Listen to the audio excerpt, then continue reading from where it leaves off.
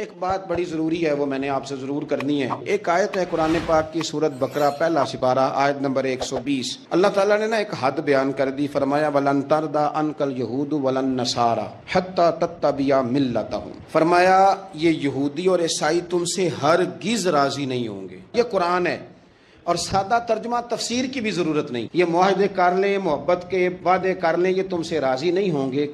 کب راضی ہوں گے؟ حتی تتبع ملتہم، یہاں تک کہ تم ان کے دین کی پیروی کرنے لگ جاؤ۔ میرا جب پہلی دفعہ پاسپورٹ بنا تو میں نے سارا پڑھا، کتابیں پڑھنے کا شوق تھا شروع سے۔ اس کے ہر صفحے پہ لکھا ہے کہ سوائے اسرائیل کے، یعنی آپ پوری دنیا میں یہ سبز ہلالی پاسپورٹ لے کے جا سکتے ہیں، خبردار اسرائیل آپ یہ پاسپورٹ لے کے نہیں جا سکتے۔ یعنی اتنی نفرت کسی ملک سے کہ اس پر لکھ کے چھاپ دیا ہر صفحے پر کہ یہ پاسپورٹ سوائے اسرائیل کے ہر ملک کے لیے کارآمد ہے۔ میرا سوال ہے عرب کے ان لیڈروں سے جنہوں نے اسرائیل کے ساتھ معاہدہ کیا، مجھے بتاؤ تمہیں فلسطین کی بیٹیاں بھول گئی نا ساری کی ساری؟ تمہیں وہ ماں بھول گئی نا جو مسجد اقصیٰ کے دروازے پہ کھڑی ہو کے چیخیں مارتی تھی اور کہتی تھی کوئی علی کو خبر کرو کہ میری بچیاں قید میں ہیں؟ وہ بھول گئی؟ تمہیں وہ بہن بھول گئی نا جس پر شراب کی بوتل انڈیڑتے تھے اسرائیل کے فوجی؟ وہ آپ کو ابھی بھی ویڈیو مل جائے گی۔ وہ انڈیلتے تھے شراب کی بوتل، اسے پکڑتے تھے، دست درازی کرتے تھے، اور وہ بیٹی کہتی تھی یا رحمت للعالم۔ بھول گیا تمہیں وہ سارا کچھ؟ تم نے 1 منٹ لگایا اور تم معاہدہ کس سے کروا رہے ہو؟ امریکہ کے صدر سے؟ اتنا ظلم کیا تم نے، اتنا قاتل کے ساتھ معاہدہ؟ کیا سمجھتے ہو فلسطین والوں کا کوئی والی وارث نہیں؟ سنو، میرے رسول کریم صلی اللہ علیہ وسلم نے فرمایا میرا کوئی مالدار امتی دنیا سے چلا جائے پیسے جائیدادیں چھوڑ کے، نبی پاک صلی اللہ علیہ وسلم نے فرمایا مسلمان ایک جسد واحد کی طرح، ایک جسم کی طرح، ایک حصہ تکلیف میں ہو تو دوسرا اس کی درد محسوس کرتا ہے۔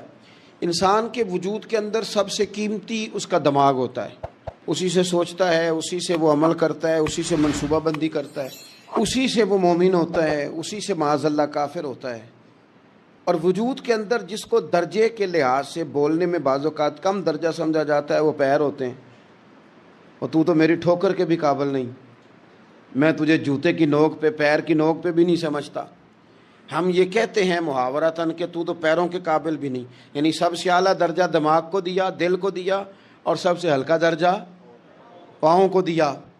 لیکن مجھے بتلائیے گا اگر کبھی پاؤں کی سب سے چھوٹی انگلی، چھنگلیا، چیچی، اس پہ اگر کبھی زخم لگ جائے تو جسم کا سب سے اعلیٰ حصہ دماغ ہے، دماغ نے کبھی یہ کہا ہے کہ چھوڑو یہ تو سب سے نچلا درجہ ہے، نہیں جانا ڈاکٹر کے پاس، اتنا ٹائم کہاں ہے، رہنے دو، چھوٹی سی تو انگلی ہے، خیر ہے؟ ایسا کبھی ہوا ہے؟ دماغ فوراً کہتا ہے کہ باقی کام بعد میں کریں گے، پہلے ڈاکٹر کا پتہ کرو، اس کو مرہم پٹی کراؤ، کیونکہ اسے پتہ ہے کہ اگر یہاں درد رہی تو باقی جسم میں بھی درد رہے گی۔ اور یہ بھی پتہ ہے دماغ کو کہ اگر میں نے یہاں علاج نہ کرایا انگلی کا تو کہیں پیر بھی سارا زخمی نہ ہو جائے، اور اگر پیر کا علاج نہ کرایا تو ٹانگیں اور باقی وجود تک بھی زخم نہ آ جائے۔ لہذا دماغ جلدی فیصلہ کرتا ہے، ٹیسٹ کرانے کا، چیک اپ کرانے کا، دوائی لینے کا، مرہم پٹی کا۔ اور میرے بھائی مسلمان ایک وجود کی طرح ہے۔ یہ تو ہو سکتا ہے کچھ مسلمان ملک غریب ہوں اور کچھ کے پاس تیل کے کنویں ہوں، کچھ کے پاس سونے کے پہاڑ ہوں، یہ تو ہو سکتا ہے کہ بعض اوقات یہ وہ سمجھ لیں کہ ہم اعلیٰ درجے کے ہیں، لیکن یہ یاد رکھیں اگر ایک جسم کی طرح ہیں، سوچتے ہیں اور ہیں، کیونکہ نبی پاک نے فرمایا ہے، اگر اس طرح سوچتے ہیں تو پھر میرا خیال ہے کہ جس طرح تیل کے کنویں والے کو اپنی درد ہوتی ہے نا، سونے کے پہاڑوں والے ملک کو جس طرح اپنی درد ہوتی ہے نا، اس طرح اسے کسی کو بھیکارت کی نظر سے دیکھنا نہیں چاہیے، چونکہ جسد واحد ہے۔ اور جسد واحد میں اگر کوئی درجہ بڑا بھی رکھتا ہو کہ جناب ہمارے پاس ایک بڑی جگہ ہے، متبرک جگہ ہے، ہم بڑے ہیں، تو آپ بڑے ہیں، لیکن بڑا دماغ ہی یہ فیصلہ کرتا ہے کہ بھائی وہ چھوٹا سا پیر کا حصہ زخمی ہے، جلدی کرو علاج کراؤ، لیکن بڑے دماغ والا کہے کہ میرا گھر تو محفوظ ہے۔ معراج کی بات کرنے کا تو اب وقت آیا ہے، اس لیے کہ معراج کا سارا واقعہ تو مسجد اقصیٰ کے گرد گھومتا ہے۔ سبحان الذی اسریٰ بعبدہ لیلا من المسجد الحرام الی المسجد الاقصیٰ۔ حضور نے معراج کی رات مسجد اقصیٰ میں نماز پڑھائی تھی، اور ایک بار پھر سے طیبہ سے فلسطین میں راستہ دیکھتی ہے پھر مسجد اقصیٰ تیرا۔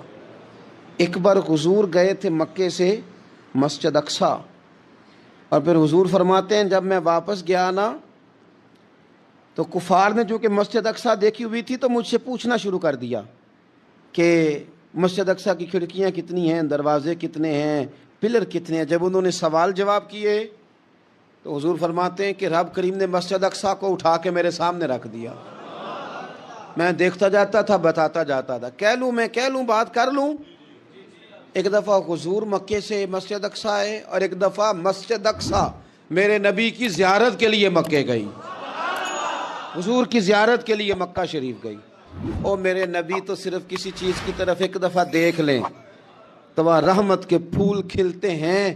مسجد اقصیٰ کی طرف منہ کر کے 17 مہینے میرے نبی نے نماز پڑھی ہے۔ مسلمانوں پتہ ہی کوئی نہیں، ہماری خبریں ہی اور ہیں، ہمارا درد ہی اور ہے، ہمیں پتہ ہی نہیں بم کہاں برس رہے ہیں، ہمیں یہ خبر ہی نہیں۔ اور میں اس دور میں تقریریں کر رہا ہوں جہاں سوتوں کو جگانا نہیں پڑتا، جاگتوں کو جگانا پڑتا ہے۔ سیانے لوگوں کو سمجھانا ہمارے ذمہ لگ گیا، کیا کریں؟ اس قوم کو سکھانا پڑتا ہے جسے پتہ سارا ہے، لیکن جان بوجھ کے آنکھیں ہماری بند ہیں۔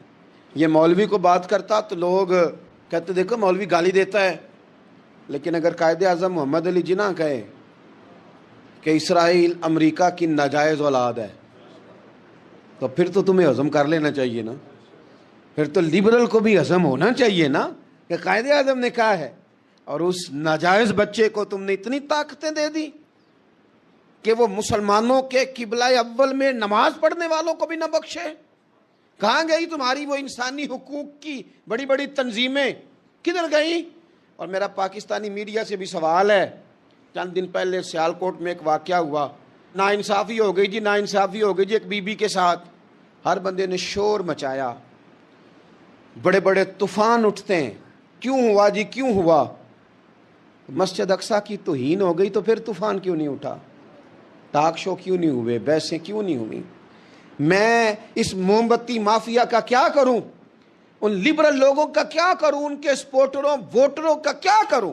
ان سیاسی جماعتوں کے کارکنوں کو کیا نام دوں کہ جو ان فضول بحثوں میں تو وقت ضائع کرتے ہیں، اور وہ مسجد اقصیٰ جس کے بارے میں میرے نبی پاک صلی اللہ علیہ وسلم سے ایک صحابیہ نے پوچھا تھا، یا رسول اللہ مسجد اقصیٰ میں نماز پڑھنا کتنا کو بہتر ہے باقی نمازوں کے مقابلے میں؟ تو حضور نے فرمایا 1000 گنا بہتر ہے۔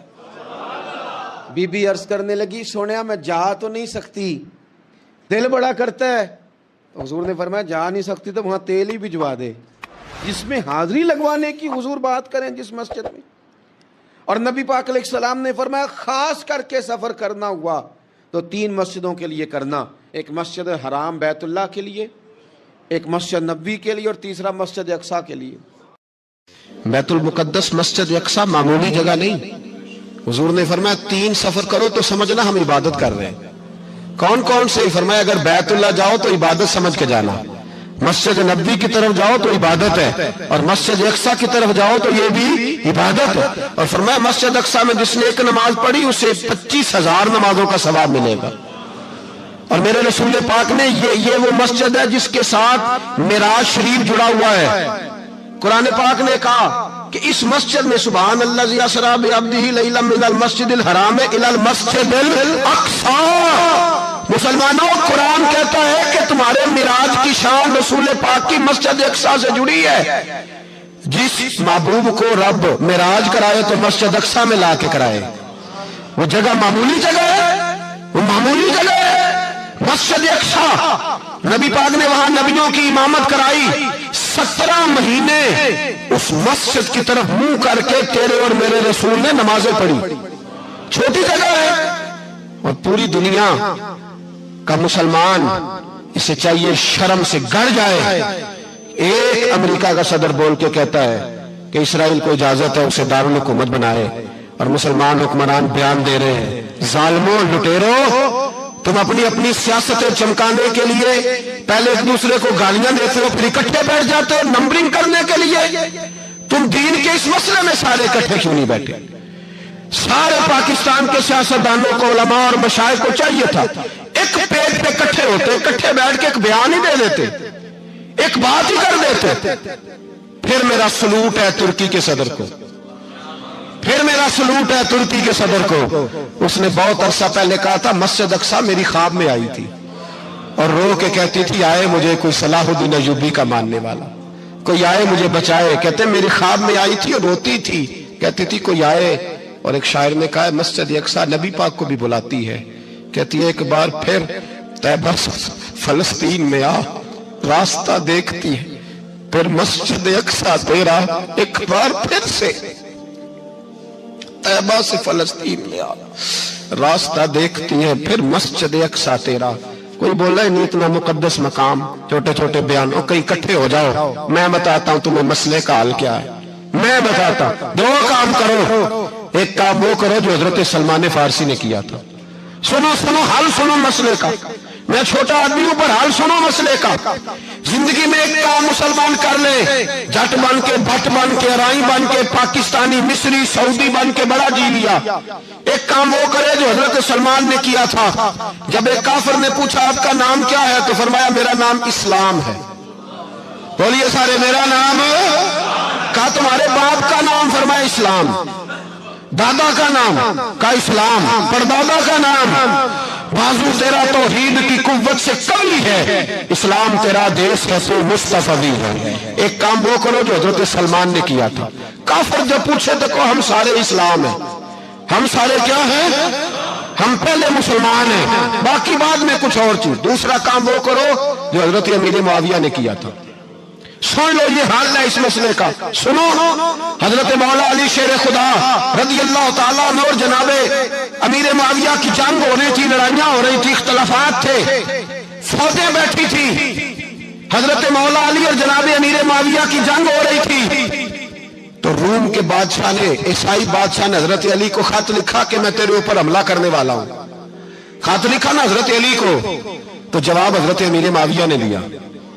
چاہیے تھا نا مولا علی جواب دیتے, حضرت امیر معاویہ بولے اور بول کے کہنے لگے اور روم کے کتے, ہم گھر میں جتنا مرضی لڑے, یہ نہ سمجھنا تو علی پہ حملہ کرے گا تو میں تماشا دیکھوں گا. فرمایا تو علی پہ حملہ کر تو صحیح, علی سپہ سالار ہوگا اور امیر معاویہ اس کا سپاہی ہوگا. گھر میں جتنا مرضی لڑے پر رسول اللہ کے نام پہ ہم اکٹھے ہو جایا کرتے. یہ رسول اللہ کا دین ہے, اس پہ ہم اکٹھے ہیں, یکجان ہیں. فرمایا علی سپہ سالار ہوگا اور امیر معاویہ سپاہی ہوگا, اکٹھے نکلیں گے اور کفر کو بتائیں گے کہ اگر تم مسلمانوں کی طرف دیکھو گے پھر ہم یکجان ہیں, پھر ہم بولیے پھر ہم گنبد خضرا کے سائے تلے ایک ہیں, ایک ہیں, ایک تھے اور ایک رہیں گے. اس لیے یہ دو کام اگر مسلمان کرے, دو کام ٹھیک ہے, اختلاف ہو گئے, بڑا کچھ ہو گیا, لیکن ان سے کہیں کہ جب تم آؤ گے تو پھر ہمیں علیحدہ علیحدہ نہیں پاؤ گے, پھر ہمیں تم اکٹھے پاؤ گے, اکٹھے میدان میں نکلیں گے. اور کوئی اتنی لمبی چوڑی بات نہیں, میں کیا کروں, میرا تو آئیڈیل بنتا جا رہا ہے طیب اردگان. عجیب بات ہے نا کہ اس کے پاس ایٹمی طاقت آپ سے کمزور ہے, آپ کی تگڑی ہے. اس کے پاس جو فوجی طاقتیں ہیں وہ اپنی جگہ پر, آپ کی فوجی طاقتوں کا لوہا مانتی ہے دنیا. لیکن پھر مجھے کہنے دو نا, میدان میں بندہ ایٹمی طاقت سے نہیں لڑتا, ایمان کی قوت سے لڑتا ہے.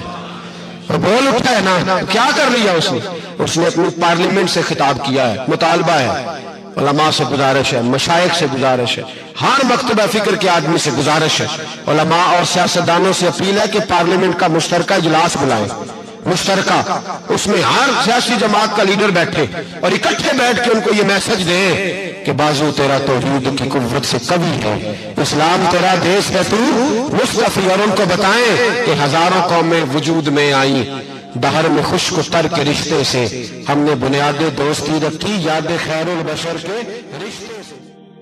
مسلمان ہی نہیں ہوتا.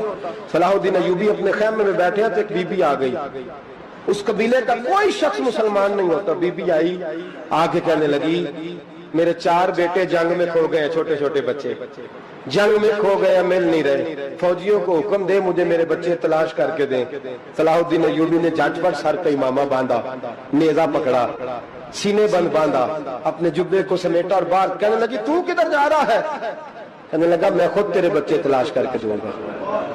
صلاح الدین چند سپاہی ساتھ میں گلی گلی نکلے، گلی گلی فجر کے نکلے، اثر ہو گئی، تھک گئے، 2 نمازیں صحرا میں پڑھی، جنگل کے اندر پہنچے تو ایک کونے میں 4 بچے ایک جگہ ڈرے اور سہمے ہوئے بیٹھے ملے، صلاح الدین ایوبی اٹھا کے لائے، ماں کو کہنے لگے تیرے بچے ہیں، نکلا اس لیے تھا کہ میرے نبی نے فرمایا بچے جدا ہوں تو ماں کو درد بڑا ہوتا ہے، اور میرے رسول نے فرمایا تھا جب جنگ کرنے جاؤ تو کھیت برباد نہ کرنا، فصلیں تباہ نہ کرنا، بچوں کو ماں سے جدا نہ کرنا۔ فرمایا میں سوچ رہا تھا تیرے بچے کہیں میری وجہ سے جدا ہو گئے تو مصطفیٰ کو جواب کیا دینا؟ فرمایا تیرے بچے ڈھونڈ کے لایا ہوں۔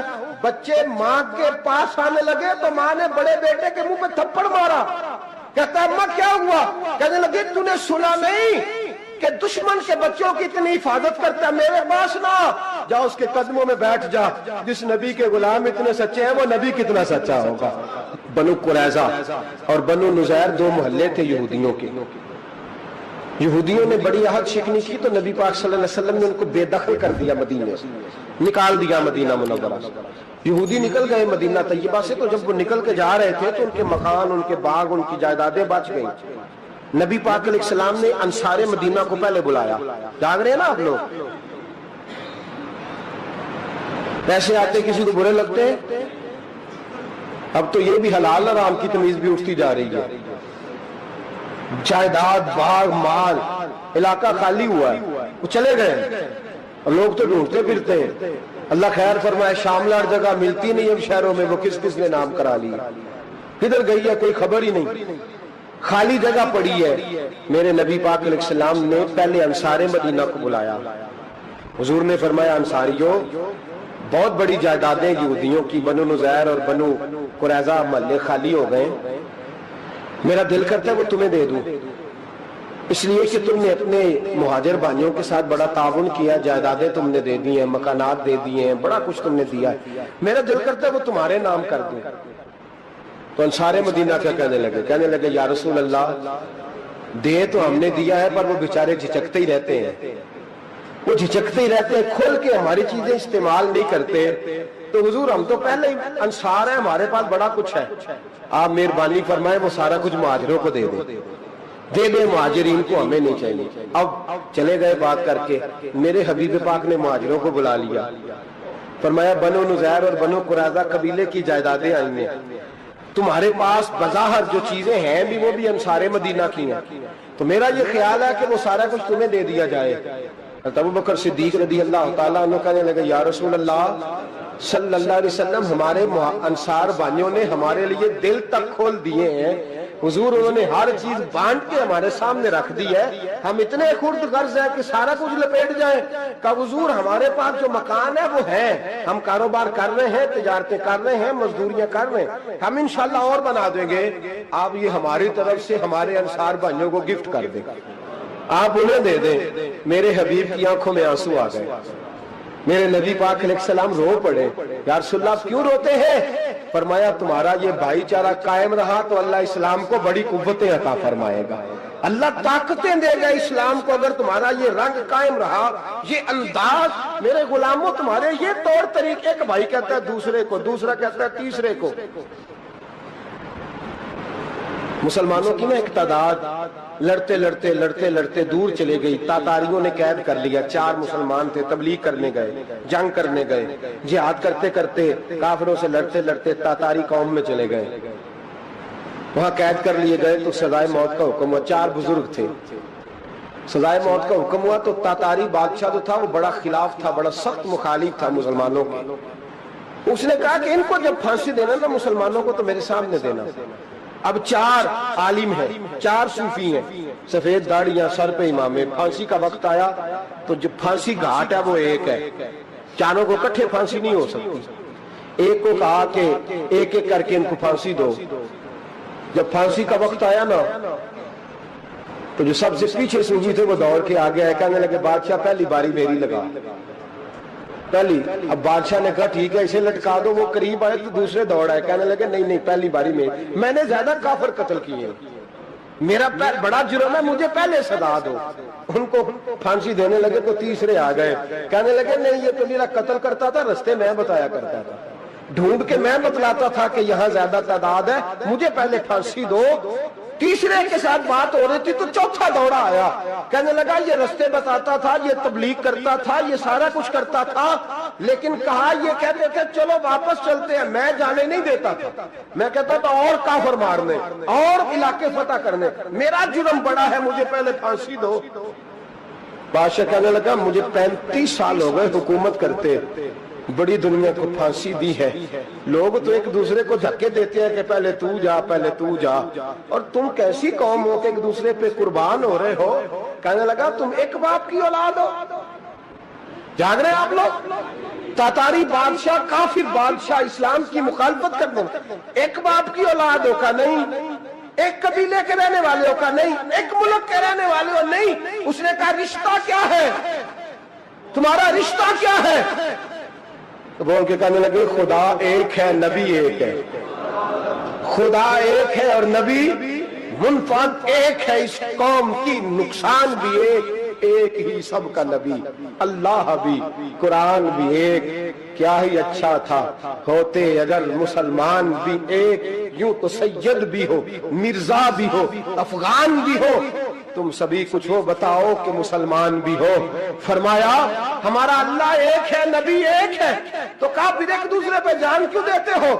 فرمایا ہمارے نبی نے ہمیں بھائی بھائی بنا دیا ہے، بھائی کا دل نہیں کرتا اس کی آنکھوں کے سامنے بھائی چلا جائے، ہمارا دل نہیں کرتا پہلے مجھے دے پہلے مجھے دے۔ بادشاہ کہنے لگا تمہارا جذبہ مجھے متاثر کر گیا، جاؤ میں تم چاروں کو آزاد کرتا ہوں، تمہیں آزاد کرتا ہوں۔ میرے دوستو یہ رنگ تھا، دیکھیں نا، یہ اس دھرتی نے نظام دیکھا ہے نا، اس فلک نے پہلی بار دیکھا، اس زمین نے پہلی بار، اور میرے حضرت صاحب فرمایا کرتے تھے زمین تڑپ کے روئی، اس نے پہلی دفعہ دیکھا۔ احد کا میدان ہے، 3 صحابہ تپتی ہوئی زمین پہ زخموں سے چور چور پڑے ہیں۔ حضرت انس بن نضر رضی اللہ تعالیٰ عنہ پانی کا پیالہ لے کے پہنچے، ایک زخمی سے کہا تجھے پانی پلانا ہے، تو کہنے لگا میرے زخم تھوڑے ہیں، وہ جو ساتھ پڑا ہے اس کے زخم گہرے ہیں، پہلے اسے پانی پلا دے، جا اسے دے دے۔ اس کے پاس پہنچے تو وہ کہنے لگا وہ مجھ سے پہلے گرا تھا، اس کا زخم زیادہ گہرا ہے، اسے پانی پلا۔ تیسرے کے پاس گئے تو کہنے لگا چوتھا تڑپ زیادہ رہا ہے، اس کی عمر زیادہ ہے، میں تو جوان ہوں برداشت کر لوں، بڑھاپے کی وجہ سے نڈھال ہو گیا، پہلے اسے پانی پلا۔ چوتھا کہنے لگا 5ویں کے پاس جا، 5واں کہنے لگا 6 کے پاس جا۔ حضرت انس بن نضر کہتے میں رو پڑا، میں نے کہا محمد کے غلاموں، رسول نے تمہیں کیسا جذبہ دے دیا ہے، زبانیں پیاس سے باہر ہے لیکن تمہاری اخوت مرتے دم تک قائم ہے۔ کہتے میں 7ویں کے پاس گیا تو کہنے لگا اگر 6 قربانی دے سکتے ہیں تو مجھے خود غرض نہ سمجھ، میں نے نہیں پانی پینا، جا پہلے کے پاس لے جا۔ کہتے میں پہلے کے پاس آیا تو روح پرواز کر گئی، دوسرے کے پاس آیا تو روح پرواز کر گئی، میں 7ویں تک آیا تو انتقال کر گئے۔ کہتے ہیں پانی کا پیالہ میں نے اٹھایا اور میں نے زمین پہ رکھا تو میں نے کہا پانی گوا رہنا، محمد کے غلام مر تو جاتے ہیں پر ایک دوسرے کا خیال بڑا رکھا کرتے ہیں، گوا رہنا یہ مر جایا کرتے لیکن ایک دوسرے کا درد۔ میرے دوستو لٹا ہوا برما، روتے ہوئے مسلمان، سسکیاں اور آہیں لیتی ہوئی مائیں پوچھتی ہیں اے خاصا اے خاصان رسول وقت دعا ہے، امت پہ تیری آ کے عجب وقت پڑا ہے، وہ دین جو بڑی شان سے نکلا تھا وطن سے، پردیس میں وہ دین آج غریب الغربا ہے، فریاد ہے اے کشتی امت کے نگہباں، بیڑا یہ تباہی کے قریب آن لگا ہے۔ اور کیا خوبصورت جملے کہے تھے کہ نبی پاک صلی اللہ علیہ وسلم نے، حضور نے فرمایا تھا میرا مومن ایک جان کی طرح ہوتا ہے، ایک جان کی طرح ہوتا ہے، ایک کو تکلیف ہو جسم کے ایک حصے کو سارا حصہ پریشان ہوتا ہے، فرمایا یہ ایک مکان کی طرح ہے، ایک اینٹ دوسری اینٹ کو مضبوط کرتی ہے، فرمایا یہ مضبوط لوگ ہیں، یہ مضبوط لوگ۔ حضرت عمر فاروق کا زمانہ ہے، ایک آدمی نے سیری بھیج دی ایک گھر میں بطور تحفہ، قحط کا زمانہ تھا، گوشت ملتا نہیں تھا، جانور، ایک آدمی نے سیری بھیج دی ایک آدمی کے گھر میں۔ اس نے کیا کیا؟ اس نے اپنی بیوی سے کہا ہماری تو خیر ہے، साथ वाला पड़ोसी ज्यादा गरीब है, उधर न भेज दे। यहाँ गंदम अमीर शहर की होती रही खराब और बच्ची किसी फकीर की फाकों से मर गई। कहा साथ वाले पड़ोसी के घर से मैं कई दिनों से भूख की आवाजें, वहां भेज दे। उसके घर गई तो उसकी बीवी शौहर को मशवरा देती है, कहती है मेरे बच्चे तो दलेर है, साथ वाले के छोटे हैं, वो गुजारा नहीं, उधर न भेज दे। उधर गई। एक रवायत है 7 घर, एक रवायत है 21 घर। 21 घरों में घूमती हुई वो सीरी फिर पहले के घर में आ गई और पहला सहाबी कहने लगा सिर्फ तूने ही मोहम्मद का कलमा नहीं पढ़ा, बाकी 20 ने भी पढ़ा हुआ है। सिर्फ तूने ही रसूलुल्लाह से ये दर्श नहीं लिया, बाकियों ने भी लिया है। और सिर्फ तेरे अंदर ही जज्बा एसार नहीं, तू ही सिर्फ मुसलमानों से प्यार नहीं करती, सारे ही प्यार करते हैं। वो सीरी फिर आ गई, अब क्या करना है, अब क्या करना है? तो इमाम नबी ने लिखा है, वो कहने लगी करना क्या है, पकाऊंगी मैं और खाएंगे 21 घर, फिर भी अकेले नहीं खाएंगे, पकाऊंगी मैं और खाएंगे 21 घरों के मुताबिक शोरबा पका। और फिर बर्तन में डाल के वो बीबी एक घर का दरवाजा खटखटाती है, कहती है मुस्तफा के गुलामों निकलो बाहर और खाओ, इसलिए कि जिस नबी ने मुझे प्यार का हुक्म दिया उसी ने तुम्हें भी प्यार करना सिखाया है। ये रंग चश्मे फलक ने सिखाया।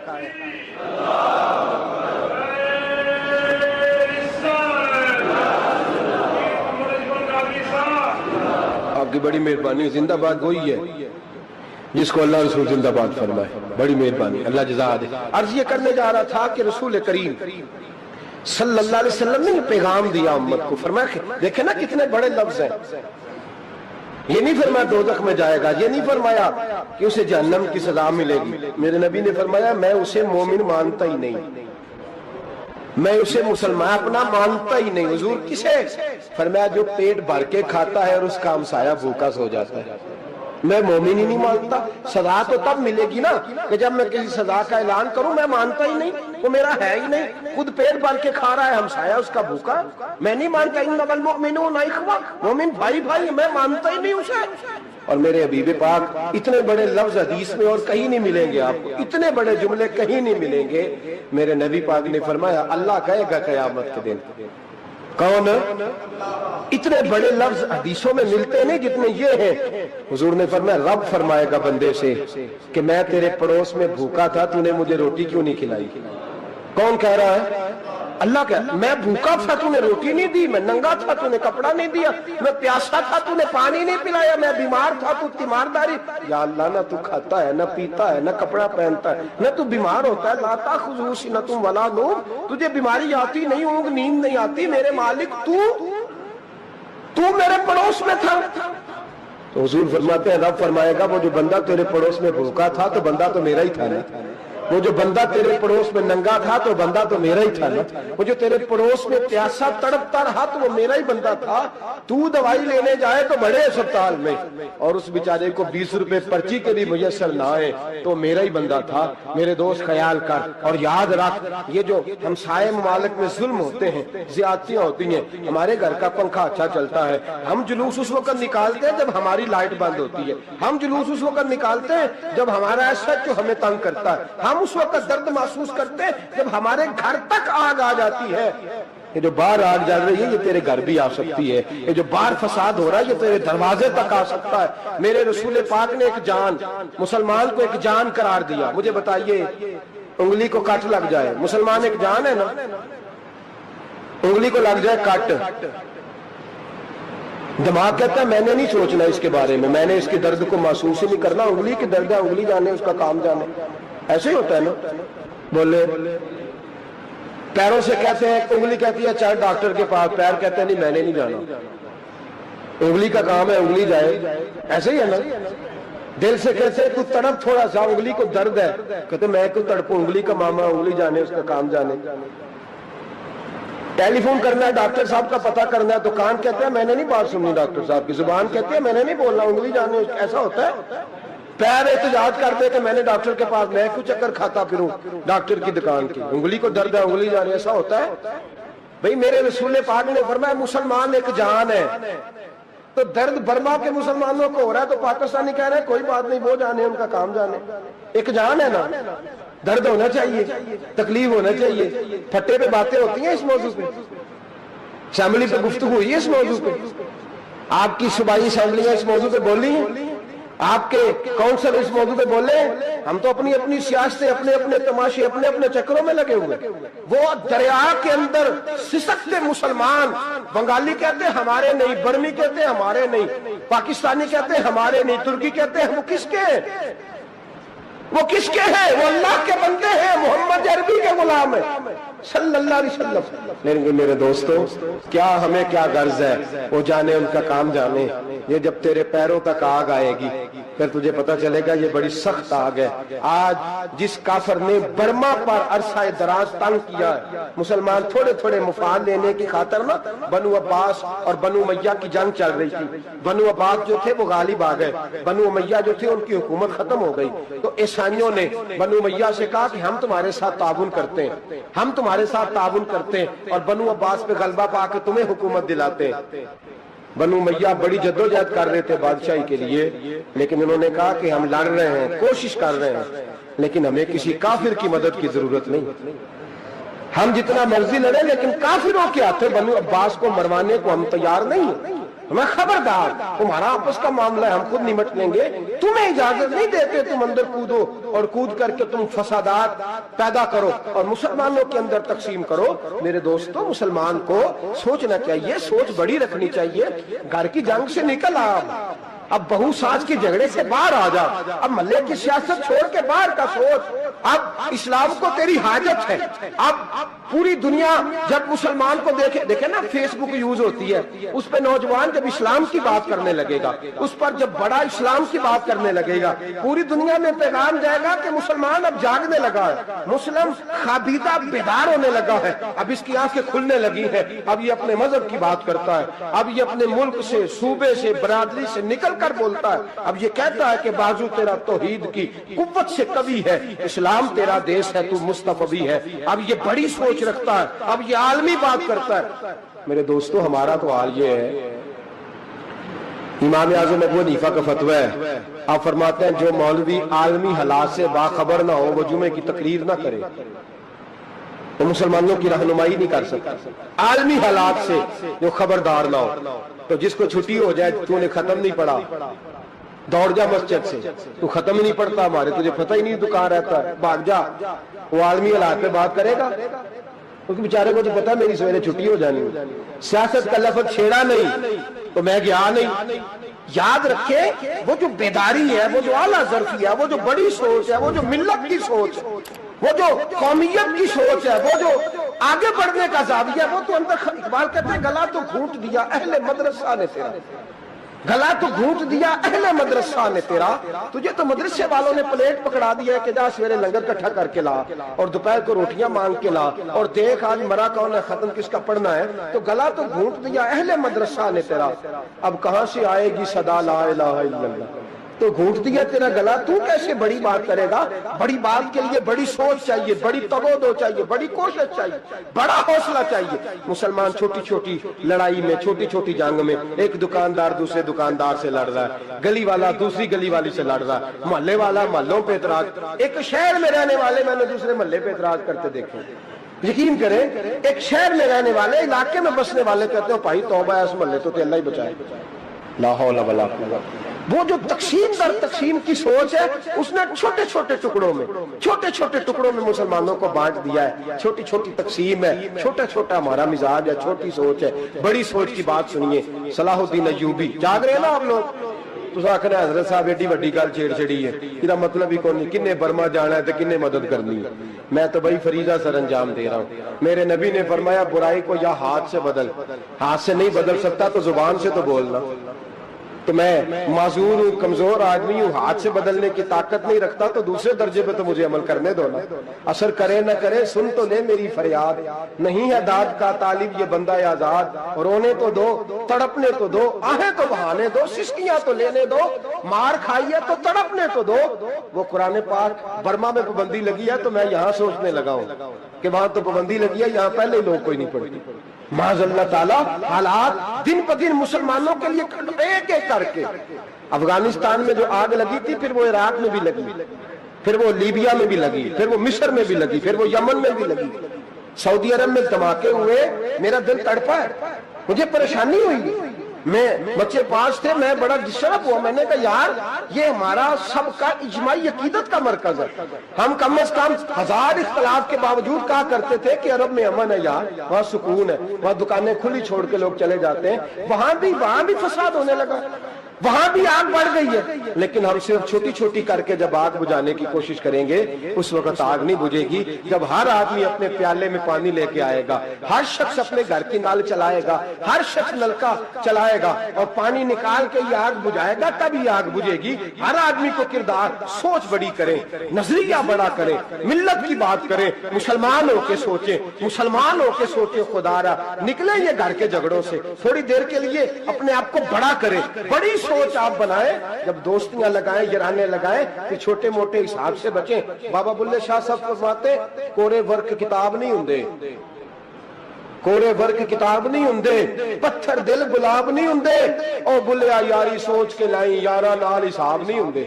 پھر ذرا نکلے اس حساب کتاب سے باہر، بلیا یاری سوچ کے لائیں یارا نال حساب نہیں ہوندے، پھر ذرا بڑا ذہن کرے، چھوڑے اپنے حساب، یبصرون اعلی انفسہم ولنبلونکم بشیء من الخوف والجوع ونقص من الاموال والانفس والثمرات، پھر حساب کتاب سے نکلے، پھر امام علی مقام کی طرح یہ سوچ بنائے کہ حسین کے بچے چلے جائیں تو کوئی حرج نہیں، امت پر آنچ نہیں آنی چاہیے۔ ایک امام علی مقام، کل تک امام میدان میں کھڑے تھے تو اکیلے تھے، لیکن آج پوری دنیا کہتی ہے حسین ہمارا ہے، حسین ہمارا ہے۔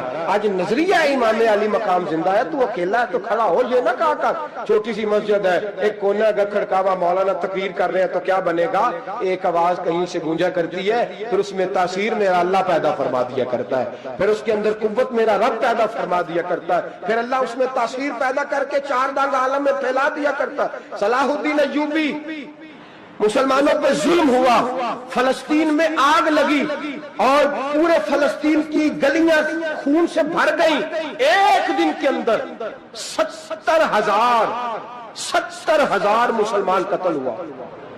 گھوڑوں سے سڑکوں پہ چلا نہیں جاتا تھا، گھوڑے پھسلتے تھے، اتنا خون تھا، اور کچی سڑکیں تھی، اتنا خون تھا، پہلے کچی زمین نے خون پیا، پھر خون اس سے باہر آیا، پھر بھی اتنا سخت 70,000 آدمی قتل ہوا۔ صلاح الدین ایوبی کون تھے؟ میرے غوث اعظم جیلانی کے مدرسے کے طالب علم تھے۔ جامعہ نظامیہ مدرسہ، یہ مدرسے ہیں جنہوں نے دین کے مجاہد پیدا کیے، مدارس ہیں جنہوں نے دین کے مجاہد پیدا کر کے پوری دنیا کے اندر پھیلائے ہیں۔ مدارس کے اندر دہشت گردی آئی، میں اختلاف نہیں کرتا، لیکن ابھی بھی مدرسے ہیں جن مدرسوں سے رسول اللہ کے دین کا سچا درس دیا جاتا ہے، امن، پیار اور محبت کی فضا کو عام کیا جاتا ہے وہ مدارس، اور انشاءاللہ قیامت کی صبح تک وہ مدرسے قائم رہیں گے۔ صلاح الدین ایوبی مدرسے کے طالب علم ہے، مدرسے کا، لیکن مدرسہ اس کا تھا جو ساتھ درویش بھی تھا، جو ساتھ اللہ رسول کے احکامات محبت کے ساتھ کھلانے والے غوث اعظم جیلانی کا مدرسہ تھا، اس مدرسے کا پڑھنے والا طالب علم۔ دیکھیں نا، علم دین شہید کون تھا؟ نعتیں پڑھنے والا تھا نا، ختم دلانے والا تھا۔ عامر چیمہ شہید کون تھا؟ نعتیں پڑھنے والا تھا نا۔ یہ نعتیں وہ چیز ہوتی ہے جو دلوں کے اندر اثر پیدا کر دیتی ہے، جو نبی پاک کی محبت کو پروان چڑھاتی ہے، اور یہی چراغ جلے گا تو روشنی ہوگی۔ صلاح الدین ایوبی اکیلا اپنے دوستوں سے کہنے لگا مسلمانوں کی مدد، چند سالوں میں نکلو مدد کریں۔ انہوں نے کہا تیرے نکلنے سے کیا ہوگا؟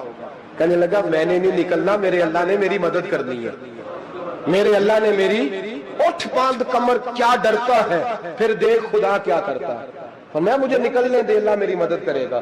تھوڑا تھوڑا کر کے فوج جمع کی، کوشش کی، چند سالوں کے بعد اسی جگہ جہاں مسلمانوں کا خون بہا تھا، اللہ نے اسلام کا جھنڈا پھر سے بلند کر دیا۔ صلاح الدین ایوبی فاتح بن کے مسجد اقصیٰ کے دروازے پہ کھڑا ہے۔ چند سال گزرے، عیسائیوں کا اپنا وہ ظلم ابھی یاد ہے، اور عیسائی سارے لیڈر کہتے ہیں تیاری کر لو، اب ہمارے بچے کاٹے جائیں گے، عورتیں بیوہ ہوں گی، گردنیں کٹیں گی، اب دیکھنا جتنا خون ہم نے بہایا تھا مسلمان اس سے دگنا بہائیں گے۔ صلاح الدین ایوبی گھوڑے پہ کھڑے ہیں اور پوچھتے ہیں او عیسائیوں بتاؤ تمہارے ساتھ کیا کروں؟ گردنیں جھک گئیں، جواب کوئی بھی نہیں۔ کہا تم نے 70,000 مسلمان ایک دن میں مارا تھا، بولو تمہارے ساتھ کیا کروں؟ تم نے ایک دن میں مسلمان یوں کاٹے جیسے گاجر مولی کاٹی جاتی ہے، بولو کیا کروں؟ عیسائی کہنے لگے ہمیں اپنے ظلم یاد ہے، تشدد یاد ہے، بربریت یاد ہے، تو بہتر جانتا ہے تو نے کیا کرنا ہے۔ صلاح الدین ایوبی گھوڑے پہ فاتح کھڑا ہے، آنکھوں میں آنسو آئے، تڑپ کے رویا، کہنے لگا میں تمہارے ساتھ وہی سلوک کروں گا جو میرے مصطفیٰ نے قریش مکہ کے ساتھ فرمایا تھا، لا تصریب علیک، جاؤ تم پر کوئی زیادتی، جاؤ تم آزاد ہو۔ اس نے کہا تو کر کیا رہا ہے؟ کہنے لگا میں کیا کروں، میں اس محمد کا ماننے والا ہوں جس نے معاف کرنا سکھایا ہے صلی اللہ علیہ وسلم، میرے پیروں میں زنجیر ہے رسول اللہ کی غلامی کی، جاؤ تم آزاد ہو۔ اس نے کہا تم آزاد ہو، لوگوں نے کلمہ پڑھنا شروع کر دیا، اشہد ان لا الہ الا اللہ واشہد ان محمدً عبدہ۔ سارے قبیلے کے کچھ نہ کچھ لوگ مسلمان، ایک قبیلہ رہ گیا مسلمان ہی نہیں ہوتا۔ صلاح الدین ایوبی اپنے خیمے میں بیٹھے ہیں تو ایک بی بی آ گئی، اس قبیلے کا کوئی شخص مسلمان نہیں ہوتا۔ بی بی آئی، آگے کہنے لگی میرے 4 بیٹے جنگ میں کھو گئے، چھوٹے چھوٹے بچے جنگ میں کھو گئے، مل نہیں رہے، فوجیوں کو حکم دے مجھے میرے بچے تلاش کر کے دیں۔ صلاح الدین ایوبی نے جھٹ پٹ سر پہ امامہ باندھا، نیزہ پکڑا، سینے بند باندھا، اپنے جبے کو سمیٹا اور باہر کہنے لگی تو کدھر جا رہا ہے؟ کہنے لگا میں خود تیرے بچے تلاش کر کے دوں گا۔ صلاح الدین چند سپاہی ساتھ گلی گلی نکلے، گلی گلی فجر کے نکلے، اثر ہو گئی، تھک گئے، 2 نمازیں صحرا میں پڑھی، جنگل کے اندر پہنچے تو ایک کونے میں 4 بچے ایک جگہ ڈرے اور سہمے ہوئے بیٹھے ملے۔ صلاح الدین ایوبی اٹھا کے لائے، ماں کو کہنے لگے تیرے بچے ہیں، نکلا اس لیے تھا کہ میرے نبی نے فرمایا بچے جدا ہوں تو ماں کو درد۔ اس کرم کے سوا اور کیا چاہیے، ہوں نبی کا گدا اور کیا چاہیے، دین دنیا ملی آپ کے فیض سے، اس سے بڑھ کر بھلا اور کیا چاہیے، دین دنیا ملی آپ کے فیض سے، اس سے بڑھ کر بھلا اور کیا چاہیے، اس کرم کے سوا اور کیا چاہیے، ہوں نبی کا غدا اور کیا چاہیے، تم خدا کے ہو اور ہے خدا آپ کا، تم خدا کے ہو اور ہے خدا آپ کا، میں ہوں تم پر فدا اور کیا چاہیے، میں ہوں تم پر فدا اور کیا چاہیے، میرے لب پر محمد محمد رواں، دل میں یاد خدا اور کیا چاہیے، دل میں یاد خدا اور کیا چاہیے، اس کرم کے سوا اور کیا چاہیے، ہوں نبی کا وعدہ اور کیا چاہیے، اس کرم کے سوا اور کیا چاہیے، حق کا احسان ہے اپنے بندوں پہ، حق کا احسان ہے اپنے بندوں پہ، یہ دے دیا مصطفیٰ اور کیا چاہیے، دے دیا مصطفیٰ اور کیا چاہیے، نعت لکھتے ہیں جو نعت پڑھتے ہیں جو، نعت لکھتے ہیں جو نعت پڑھتے ہیں جو، بخش دے گا خدا اور کیا چاہیے، بخش دے گا خدا اور کیا چاہیے، اس کرم کے سوا اور کیا چاہیے، ہوں نبی کا غدا اور کیا چاہیے، کہہ دیا لاکھ ظلموں پہ لا تک نہ تو، کہہ دیا لاکھ جرموں پہ لا تک نہ تو،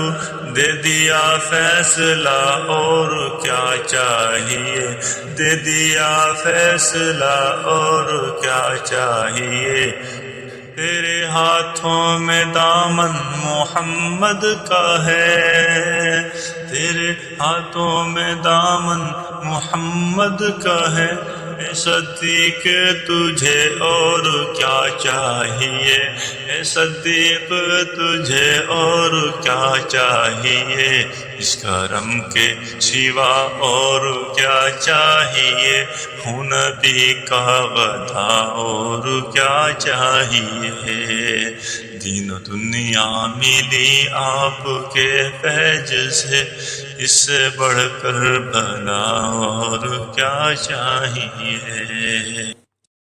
ہوتا ہے، اور میرے رسول نے فرمایا تھا جب جنگ کرنے جاؤ تو کھیت برباد نہ کرنا، فصلیں تباہ نہ کرنا، بچوں کو ماں سے جدا نہ کرنا۔